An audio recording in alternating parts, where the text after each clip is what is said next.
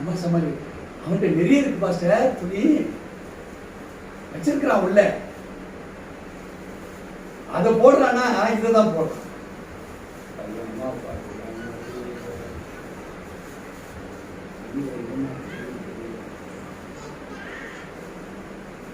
தேவச்சனமே,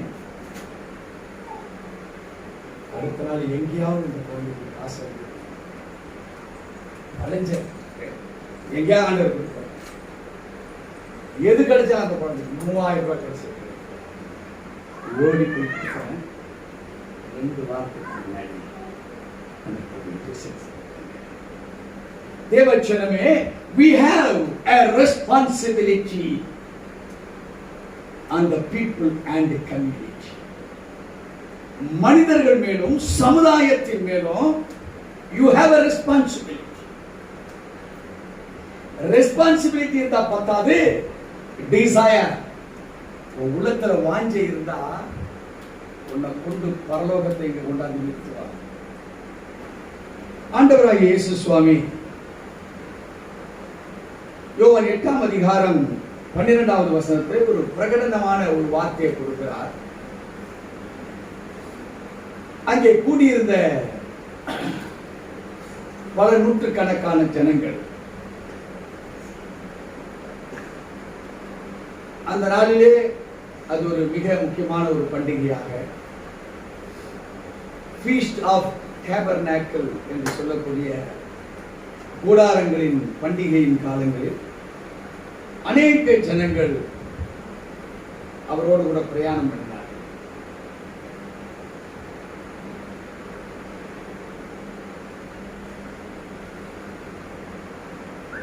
ஒரு ஜெப ஆலயம். கூட்ட ஜனங்களுக்கு முதல் நாள் அவர் பிரசங்கம் பண்ணி முடிச்சிட்டார். பிரசங்கம் பண்ண அன்றைய காலகட்டங்கள்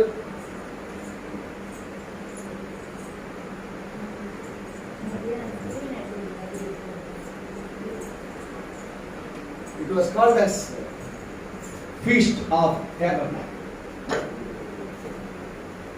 அருமையான தேவச்சனமே, இங்க நூற்றுக்கணக்கான மக்கள்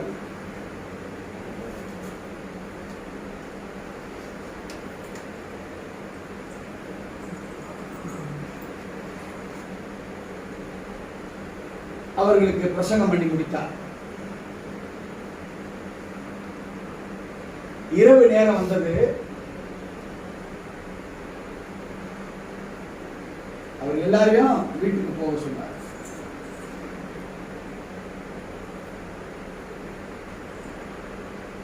பின்பு இயேசு என்ன செய்தாரு?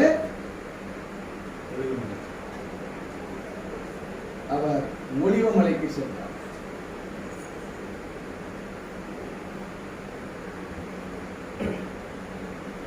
God was meditating and then he went to sleep. ஒலிவமலைக்கு போனவர் முதலாவது மெடிடேஷன், இரண்டாவதாக அவர் உறக்கத்தை. இங்கே இயேசு கிறிஸ்து தேவன் அவருக்கு ஒரு விஷனை கொடுக்கிறாரு. இந்த விஷனை பெற்றுக்கொண்ட சம்பவம் தான் யோவான் 8ஆம் அதிகாரத்தினுடைய மைய கருப்பொருள். அந்த விஷன் இந்த ஜெப ஆலயத்துக்கு முன்பாக இவரை பத்தி செய்தி கேட்டவங்க எல்லாம் உட்கார்ந்து இருப்பாங்க.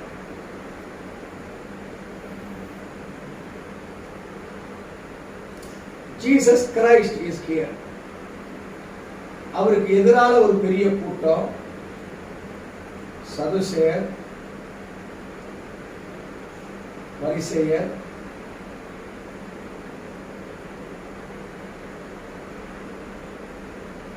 நியாயப்பிரமாணம் தெரிந்தவர்கள்,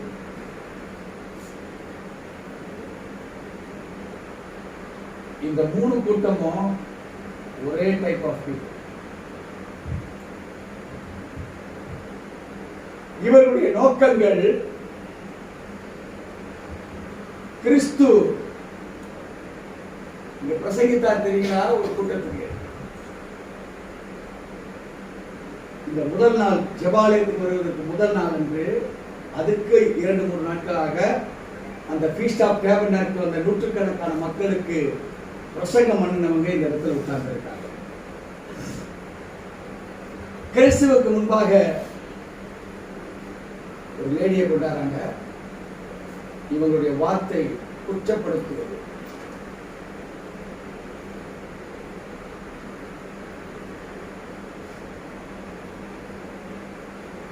இவர்கள் ஒரே ஒரு தீர்மானம்,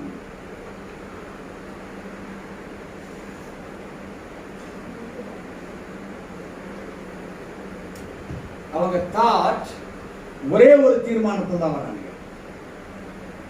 என்ன தீர்மானம்? யாராவது சொல்ல முடியுமா? அவங்க வருகிற தீர்மானம் என்ன தீர்மானம்? என்ன குற்றம் கண்டுபிடிக்க? யார் மேல? அதுதான் அதுதான் நம்ம புரிஞ்சுக்கணும்.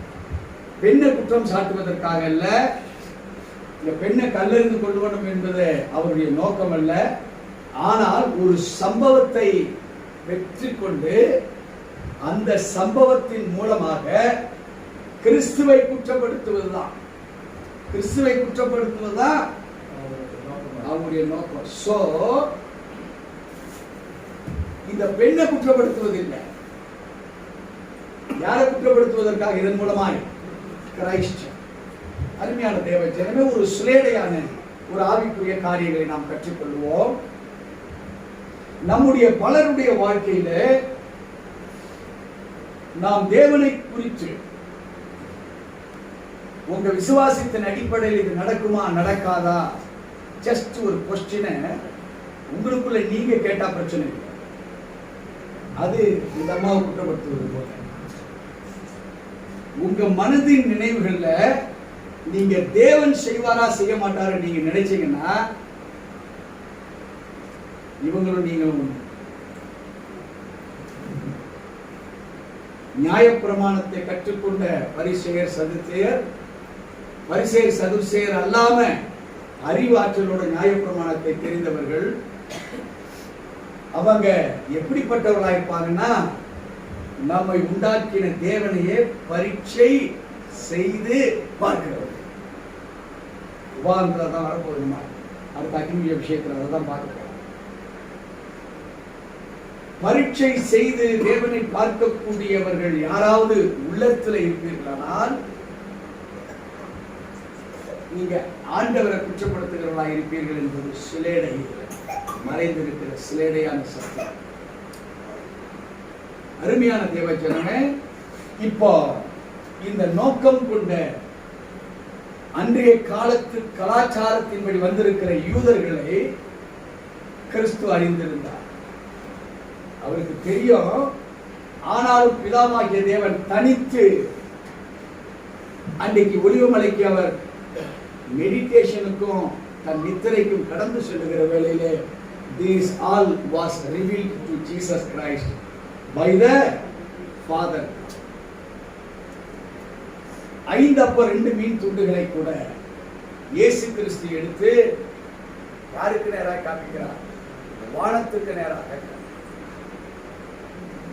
நம்ம அநேகருடைய வாழ்விலே இன்னைக்கு கிறிஸ்து நமக்கு முன்மாதிரியாக இருந்து கற்றுக் கொடுக்கப்பட்ட அநேக சம்பவங்கள் சிலேடையாய் கற்றுக் கொடுத்தார், நேரடியாக கற்றுக் கொடுத்தார், பல காரியங்கள் போலவாக கற்றுக் கொடுத்த போதிலும் இன்னைக்கு மனிதனுடைய வாழ்வு எப்படி இருக்குன்னு கேட்டீங்கன்னா, தன் மாம்சத்தை நம்பி, தன் புயகுலத்தை நம்பி, தன் படிப்பை நம்பி, தன் ஆஸ்தியை நம்பி, அந்தஸ்துகளை நம்பி, சூழ்நிலை சந்தர்ப்பத்தில் இதை இப்படி இதை அப்படி இதை இந்த மாதிரி அதை அந்த மாதிரி நினைக்கக்கூடிய நினைவுகள் எல்லாம் கிறிஸ்துவை குற்றப்படுத்துகிற அனுபவங்களாக மறைமுகமா நமக்கு என்ன குற்றப்படுத்துகிறோம்? இதுக்கு அவரே தேவையில்லை, இது நம்ம பார்த்துக்கலாம். இந்த பெண்ணை பிடித்து செய்யப்பட்ட இந்த சம்பவத்தை போலதான் நம்ம அநேகருடைய வாழ்க்கையில நாம் எடுக்கிற முடிவு. உங்க சொந்த வாழ்க்கையை கொஞ்சம் புரட்டி பின்பக்கமா பாருங்க. அப்படி செய்த முடிவு எல்லாம் 0 இருந்தா பரவாயில்ல, மைனஸ். அடிபட்டா பரவாயில்ல, தேர்ச்சி அட முடியுமா என்கிற அடிபடுகிற அடி இருக்கு. இது தேராது என்று விழுந்து போன அடிபடுகிற அடிகள். கிறிஸ்து இயேசு இவர் கற்றுக் கொடுத்த ஜனங்கள் இப்ப இவங்க என்னவா மாறிடக்கூடாது, இவங்க கொண்டு வந்த குற்றச்சாட்டை வச்சு இவங்க வழிவழிக்கிறார். இப்போ கிரைஸ்ட் 2 விதமாக இந்த யோவான் 8ஆம் அதிகாரத்தினுடைய 12வது வசனத்தை கொடுக்கிறார். ரட்சிக்கப்பட்ட புதியவர்கள், ரட்சிக்கப்பட்டு ஆண்டுகள் கடந்து போனவர்கள், ரட்சிப்பினுடைய முதிர்ச்சியில இதுதான் சத்தியம் என்று தெரிந்து கொண்டு வாழ்ந்து கொண்டிருக்கிறார்கள். ரட்சிப்பின் முதிர்ச்சி பலர் சதுசேர் பரிசுகளாக இருக்கிறார். ரட்சிப்பின் ஆரம்ப கட்ட ஆட்கள் இந்த ஜெபாலயத்தில் இவருக்கு பின்பாக உட்கார்ந்து கொண்டிருக்கிறவர்களாக இருக்கிறார். நடு ரட்சிப்பில் இருக்கிறவர்கள் சதுசேரும் அல்ல, பரிசேரும் இல்ல, நியாயப்பிரமாணத்தை தெரிந்ததுனால பாதி ரட்சிப்புல வாழ்ந்து கொண்டிருக்கிறார். மிக முக்கியமான ஒரு வேத சாப்டர் தான் இந்த 8ஆம் அதிகாரம். இப்போ different types of people, different types of thoughts filled people. ஒன்று டிஃபரண்ட் டைப் ஆஃப் பலவிதமான மக்கள், பலவிதமான சிந்தை உள்ள மக்கள். இந்த சிந்தை எதுக்கு வந்தது? கொண்டாட்டம். இந்த கூட்டம் இருக்கு கொண்டாடுவதற்காக. இந்த அம்மாவை செட் பண்ணது எதுக்கு? கிறிஸ்துவை குற்றப்படுத்துவதற்காக. இங்க வந்தவங்க யார் யாரு? முழு ரட்சிப்பு, அற ரட்சிப்பு. இந்த கூட்டத்தோட என் சொந்தக்காரங்க இருக்கிறா, என் முக்கியமானவங்க இருக்கிறா, நான் இதை கேட்டுதாங்கன்னா இங்கதான் இது பண்ண. அப்போ different type of people, different thought field. நீங்க எதுல இருக்கீங்க? ஒரு வித்தியாசமான மக்களா இருந்தீங்கன்னா பரவாயில்ல. ஆனா டிஃபரண்டான ஒரு தாட்டை வைத்துக் கொண்டு கிறிஸ்தவத்துல பிரயாணம் பண்ணி கொண்டிருக்கிற மக்களா? இப்போ ஆண்டவர் இப்படி பலதரப்பு ஹெவி கிரவுட் வந்தாச்சு. அந்த நாட்களில் மிக மிக மிக அதிகமான கூட்டம் இருந்த ஒரு பகுதி. நாம் ஒரு 2 வாரத்துக்கு முன்பாக சொன்னேன், அவர் Jesus is a wise God. wisdom வேற, wise வேற. wisdom ஞானம். what is the meaning of wise? சமயத்துக்கு ஏற்றவாறு சமயோசிதமாக பேசுகிற ஒரு வல்லமை படைத்த தேவன். ஞானத்தை விட இன்னும் ஒரு ஸ்டெப் அதிகம். இப்போ அவர்தான் இப்ப சொல்றாரு, மக்களை பார்த்து ஒரு வார்த்தை, மக்கள் எல்லாம் சிந்திக்கிறாங்க. இந்த வார்த்தை சொல்லுகிறார் 12வது வசனத்துல, மறுபடியும் இயேசு ஜனங்களை நோக்கி, நான் உலகத்துக்கு ஒளியா இருக்கிறேன், என்னை பின்பற்றுகிறவன் இருளிலே நடவாமல் ஜீவ ஒளியை அடைந்திருப்பான் என்றார். ஒளியை தெரிந்திருந்தது, ஆனா அது ஜீவ ஒளி என்று தெரியும். சம்பவங்களை ஜீவ ஒளி என்றால் என்ன என்பதை விளக்குகிற ஒரு அஸ்திபாரம் தான் இந்த யோவான் 8ஆம் அதிகாரம். அருமையான தேவஜனமே,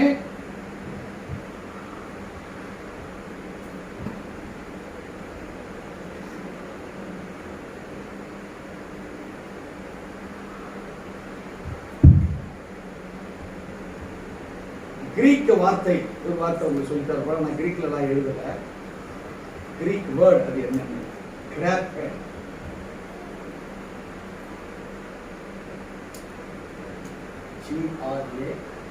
GRAPHEI.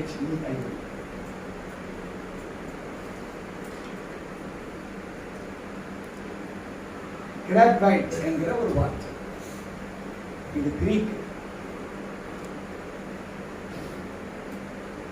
இது ஒரு கிரேக்க வார்த்தை. இந்த வார்த்தையினுடைய அர்த்தம் என்னன்னா, டு ரைட்.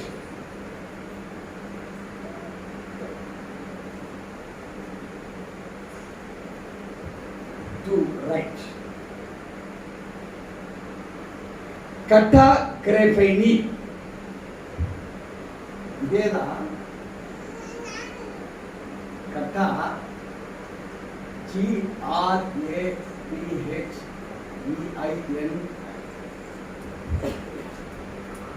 கட்டா கிரேபைன். இந்த வார்த்தை இதுல புதுசா இணைக்கப்படும்.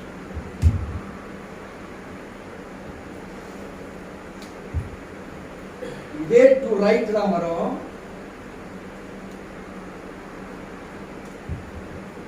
பட் இந்த கட்டா கிரைபனிங்கிற வார்த்தையை தான் கிறிஸ்துவ பயன்படுத்துகிறார். இந்த வார்த்தையினுடைய ஸ்பெஷாலிட்டி என்ன? To write down.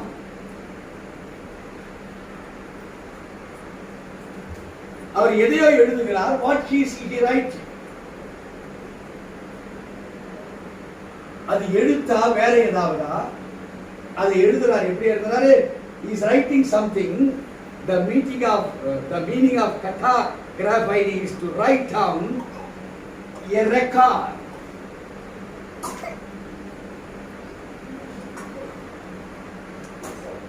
அந்த எழுத்து என்னவா மாறுகிறதுனா சரித்திரமாக மாறுகிறது.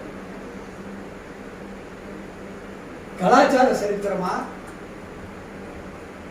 அல்லது மக்களுக்கு ஏதாவது ஒரு புதிய சரித்திரத்தை உருவாக்குகிறாரா அல்லது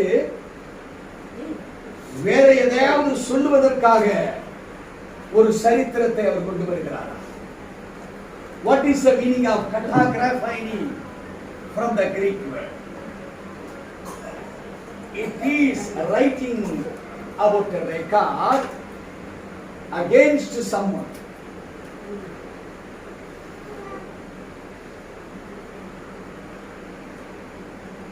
யாரோ ஒருவரை குறித்து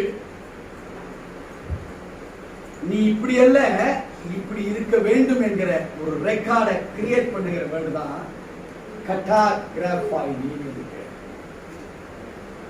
அருமையான தேவஜனமே, இந்த ரெண்டுக்கும் ஒரு அர்த்தம் இருக்கு. To draw,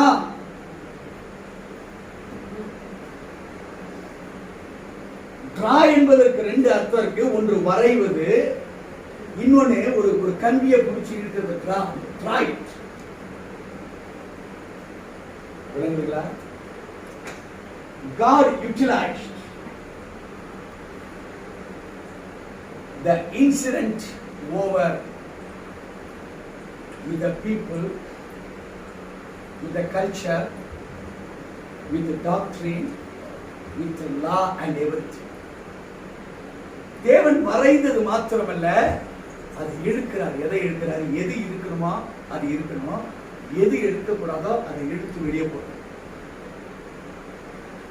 God utilized his almighty will use பண்றார். Supported by his thumb. thumb rule யாராவது கேள்விப்பட்டிருக்கீங்களா? பிசிக்ஸ்ல அதை நம்ம எடுத்து படிச்சோம்னா God utilized her thumb rule. He didn't write, he made a record on the mud. மண்ணின் மேல் தன்னுடைய அதிகாரமாகிய நியாய பிரமாணத்தை நிறைவேற்றுகிற வல்லமைய பழைய ஏற்பாட்டிலிருந்து நான் காண்பிக்க போகிறேன் என்பதை அவர் பேசல. He draw and draw.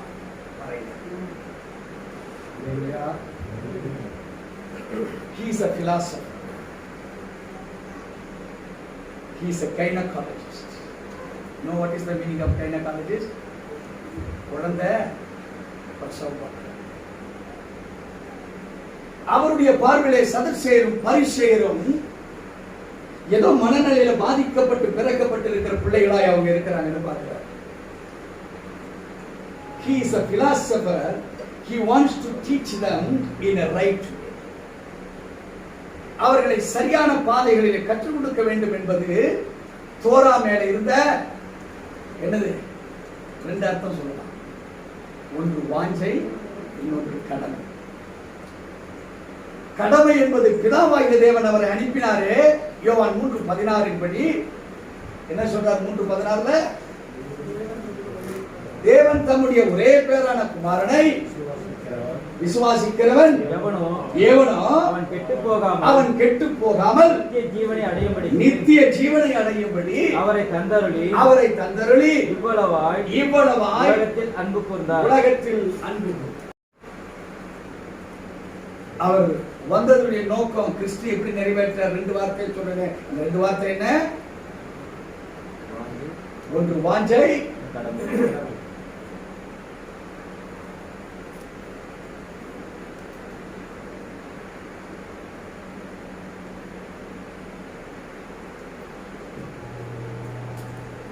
அருமையான தேவஜனமே, ஹியர் வி டிஃபர். இங்கதான் நம்ம மாறுகிறோம்.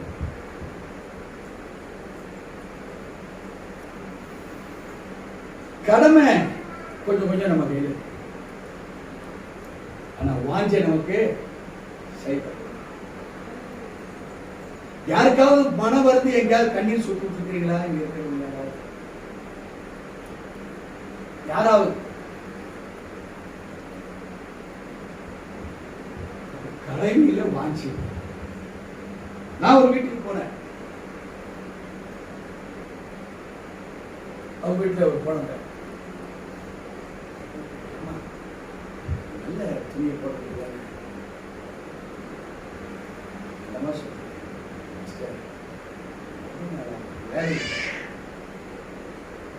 கிட்டத்தட்ட 18 மாசம் ஆச்சு.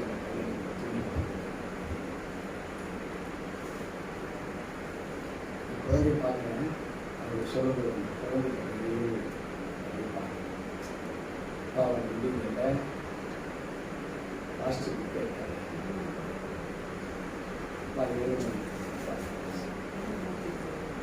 அம்மா சமாளி அவன்கிட்ட நிறைய இருக்கு பாஸ்டர், துணி வச்சிருக்கிறான் உள்ள,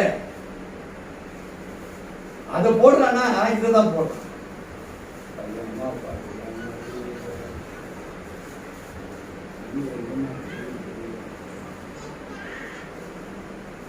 தேவச்சனமே, அடுத்த நாள் எங்கேயாவது இந்த கோயிலுக்கு ஆசை அலைஞ்ச எங்கேயாவது எது கிடைச்சா அந்த குழந்தைக்கு 3000 ரூபாய் கிடைச்சது. ஓடி போய் 2 வாரத்துக்கு முன்னாடி அந்த கோயிலுக்கு தேவச்சனமே, we have a responsibility on the people and the community. மனிதர்கள் மேலும் சமுதாயத்தின் மேலும் you have a responsibility. Responsibility இருந்தா பத்தாது, டிசையர் உள்ளத்துல வாஞ்சை இருந்தா உன்னை கொண்டு பரலோகத்தை இங்க கொண்டாந்து நிறுத்துவாங்க. அந்த அம்மா சந்தோஷம், அந்த குழந்தை சந்தோஷம். அவங்களுக்கு தெரியும் பாஸ்டர் இதை காமிக்கணும். அந்த குழந்தைக்கு தெரியும் இவர்கிட்ட நம்ம உணர்வை காமிச்சதுனால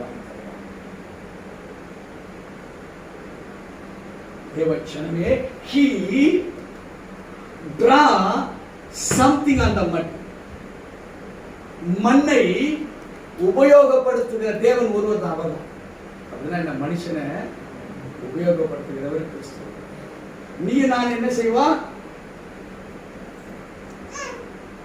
ஜெட்டி இல்லாத பிரிஞ்சு போன குழந்தை அப்பனுக்கு வேண்டாம், 20 மாசமா வேலை இல்லை, இன்னொரு 2 வருஷம் வேலை கொடுக்கூடாது.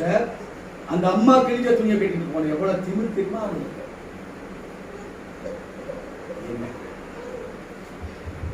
What is the meaning of graven to write? But catagraphity designs something about the people. இந்த வார்த்தை அங்குள்ள மக்களை குறித்து ஏதோ சொல்லுது.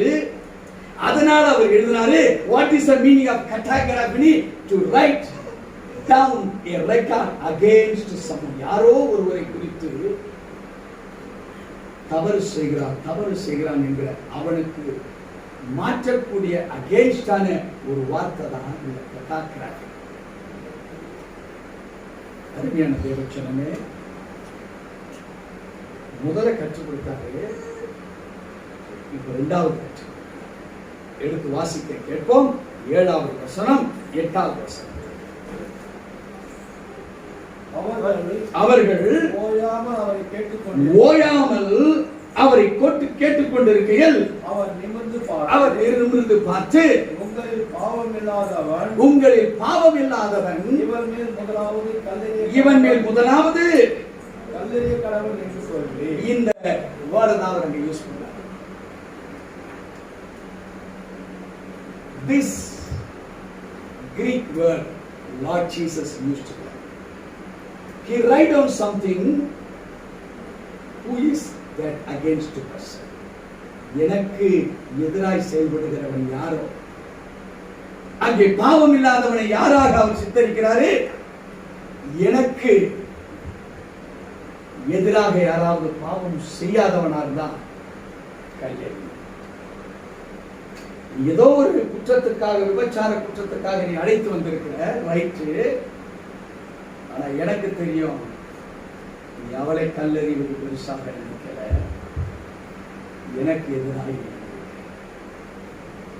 So the category word represents, he wrote something down, it became as a record. யூத கலாச்சாரத்தின் படியாக எழுதி முடித்த பிற்பாடுதான் வாயில் பேச்சு. அன்றே இருந்த ரோம பேரரசரின் சட்ட திட்டங்கள் இந்த கலாச்சாரத்தின் அடிப்படையில் அந்த தேசத்தை ஆளுகை செய்தார்கள். அந்த அரசாங்க சேவகர்கள் பார்க்கிறாங்க, ஏதோ எழுதுறாரு, எதையோ சொல்றாரு. அருமையான தேவ ஜனமே, இங்கே பழைய ஏற்பாட்டின் ஒரு சம்பவத்தை வைத்து கிறிஸ்து இயேசு அவர்களுக்கு அதை டீச் பண்றார். நமக்கு எல்லாருக்கும் தெரிய சம்பவம். எடுத்துக்கொள்வோம் 2 சாமுவேலின் புஸ்தகம், 2 சாமுவேல் 12ஆம் அதிகாரம் 1வது வசனத்திலிருந்து 10வது வசனம் வரைக்கும் நம்ம வாசிக்க போறோம். அப்படியே நீங்க கேட்டுக்கிட்டே வரலாம். கர்த்தர் நாத்தானை தாவீதினிடத்தில் அனுப்பினார். இவன் அவனிடத்தில் வந்து அவனை நோக்கி, ஒரு பட்டணத்தில் 2 மனுஷர் இருந்தார்கள், ஒருவன் ஐஸ்வர்யவான், மற்றவன் தரித்திரன். கர்த்தர் யாரை யாருக்கு அனுப்புறாரு? நாத்தானை யாருக்கு அனுப்புறாரு? தாவீது. இங்க Jesus was sent towards the crowded people. இது ஒத்து போகக்கூடிய ஒரு சம்பவம். ஏன் இந்த நியாயப்பிரமாணிகளுக்கு அவங்கள பார்த்தாரு இல்லையா, இந்த எழுதிட்டு அவங்கள பார்த்தாரு இல்லையா, எவ்வளவு நேரம் பார்த்தாரு? 1 நிமிஷமா, 1/2 நிமிஷமா, 4 நிமிஷமா, நமக்கு தெரியாது. பார்த்த செகண்ட்ஸ்ல இது டிரான்ஸ்ஃபார்ம் ஆகுது. நியாயப்பிரமாணத்தின் காலங்கள், அதாவது அப்பதான் கிறிஸ்து இயேசு நிறைவேற்ற வர்றார் நியாயப்பிரமாணத்துல. நியாயப்பிரமாணத்தின்படி கற்றுக் கொடுப்பது எப்படி என்பதை இந்த சம்பவத்தை அவங்களுக்கு போக்கஸ் பண்றாங்க. தாவீதுடைய சகல விஷயங்களை தெரிந்தவர்கள் இந்த நியாயப்பிரமாணம். God draws something. எதை இழுத்தாருன்னு சொன்னேன் இல்லையா? டிரா என்பதுக்கு வரையறது, இழுக்கிறதுக்கு பேர் டிரா. Draw that thread அப்படின்னா கபோர்டு கூட டிராயர், அதனால நான் இழுக்கிறது டிராயர். கிரைஸ்ட் என்ன பண்றாரு? ஒரு தாவீதுடைய சம்பவத்தை வரைந்து காண்பிக்கிறார் கண் பார்வையில. இந்த சம்பவத்தை தான் அவர் கொடுக்கிறார். ஏனென்றால் நியாயப்பிரமாணம் அதிகமா தாவீதை வச்சு கற்றுக் கொடுத்த சம்பவங்கள் அதிகம் உண்டு. கிறிஸ்துவை சொல்லுகிற பொழுது நாம் என்ன சொல்றோம்? தாவீதின் அடையாளம், தாவீதின் குமாரன். God focused something, he draws something. யார் கிறிஸ்துவுக்கு எதிராக செயல்படுகிறான் அவன் பரலோகம் போக முடியாத, அவனுக்கு ரட்சிப்பு இல்லையே. சோ பாவத்தை உணர்கிறவனா இவர்கள் மாற வேண்டும். அதே சமயத்தில் பாவத்தை சொல்லியும் காமிக்கிறார், குற்றப்படுத்தவும் கூடாது. ஜீசஸ் டிப்ளமேட்டிக் அப்ரோச், ரொம்ப டெக்னிக்கல் சைடா கலாச்சாரத்தையும் பயன்படுத்தணும், ரோம பேரரசுடைய சட்ட திட்டங்களையும் பயன்படுத்தணும். இவரும் குற்றவாளியாக தீர்த்து விடப்படக்கூடாது, பெண் காப்பாற்றப்பட வேண்டும். கல்லடிக்க வந்தவங்களும் தவறான செயலுக்கு தீர்ப்பை முடிச்சுட்டு போனாங்கன்றதும், அதே சமயத்துல திரள் கூட்டம் ஆலயத்துக்கு முன்பாக இருந்தாங்களே, இவனும் வழிவிட கான்செப்ட் பாத்தீங்களா? புரியுதுங்களா? கிரைஸ்ட் எப்படி சூழ்நிலையை சமாளிக்கிறார் பாத்தீங்களா? அருமையான தேவச்சனமே, நீயும் நானும் நம்ம குடும்பத்தில் இருக்கிற ஒரு சின்ன பிரச்சனையை கூட நம்மளால சரியா கொண்டு போக முடியாது. குடும்பத்தோட நமக்குள் இருக்கிற பிரச்சனைகளை நம்மளால கொண்டு போக முடியாது. தனி மனிதனுடைய வாழ்க்கையில என்ன இருக்கு என்பதை தேவன் எப்படி ஒவ்வொருத்தருக்கும் இருக்கிறார். இந்த செய்தி பலவிதமான ரகசியம். அது பார்த்தா உங்களுக்கு ஒரு 7-10 வருஷம் ஆஸ்திரேலியா பிரச்சனை 11 வருஷங்கள் எவ்வளவு விஷயங்கள் ஆண்டவர் கொடுத்துட்டார். தேவன் நம்முடைய வாழ்க்கையில் பல கோணங்கள்ல உங்களை வெற்றி பெற அதிகாரியாக வைக்கிறார். பல கோணங்கள் உனக்குள்ளாகவே பல விஷயங்கள். நிக்கிற இடத்துல ஒரு பிரசன்ஸ் மாறணும்னா பல விஷயங்கள் உனக்குள்ள அறிந்திருக்கணும், மாற்றப்படும். அதனால்தான் சொன்னாரு, அவன் ஜீவ ஒளியிலே நடக்கிறான். இது வரைக்கும் நம்ம ஒளியில் தான் நடக்கிறோம், ஜீவ ஒளியில் வேதத்தை அறிந்திருக்கிறோம், சரியான அறிவிப்பின்படி நான் நடக்கிறேன். நான் இந்த ஆராய்ந்து பார்க்க கொஞ்சம் உள்ள போலாமான்னு தான் பார்த்தேன். கட்டா கிராஃபினிக்குள்ள கூட போலாம். What did God record against someone ஒரு கேள்வி போட்டா பெரிய விளக்கங்களுக்கு போகுது. அதை பார்த்தா நானே மாட்டேன், பாடம் நடத்துறதா போனோம், நம்மளே மாட்டீங்கன்னா அப்ப இந்த பாடத்துக்கு நடத்துறோம். நம்ம சரியாகாதீங்க நடத்தணுங்கள உங்களுக்கு விளங்காது. எல்லாம் என்ன மாதிரி மாட்டேன். நான் எந்த குற்றத்தை வைத்துக் கொண்டு உங்கள்கிட்ட பிரசங்கம் பண்றேனோ, பிரசங்கம் உங்களுக்கு பாசிட்டிவ் கொடுக்காத, நெகட்டிவ் கொடுத்து பாசிட்டிவ் கடுமையாக பேசினதில்ல அப்படின்னு அது உள்ள இருக்கிற விஷயம். நீங்க சொல்லல, நான் சரியில்லை, உள்ள இருக்கிற அசுத்தாவி இந்த வார்த்தையை ஜாலமா மாற்றி உங்களையும் நினைச்சுக்கிட்டு என்னுடைய நெருங்கிய ஃப்ரெண்ட்ஸ் ஆகிடுச்சு. இந்த கட்டா கிராஃபி நிக்க சாமி இதை நான் ஓரம். இன்னைக்கு செய்தியுடைய தொகுப்பை நான் கொடுத்துருக்கேன். அப்படியா தம்பி? அப்ப நியாய பிரமாணத்தை வச்சு கர்த்தர் செய்த அற்புதத்தை மக்களுக்கு இயேசு எப்படி டெக்னாலஜியா கற்றுக் கொடுத்தாரு கற்றுக் கொடுத்துருக்காரு. சரி, அது போதும், நமக்கு செய்தி கட்சி யார் யாரை யாரிடத்தில் அனுப்புகிறார்? உங்களை கர்த்தர் எங்க அனுப்ப அவர் சித்தம் வைத்திருக்கிறார் என்று நீங்க முதல் நாள் நைட்டு தூங்கும் போது நீங்க தூங்குறதுக்கு முன்பாக மெடிடேட் பண்ணா தெரியும். அதுக்கப்புறம் போட்டு சொல்லு.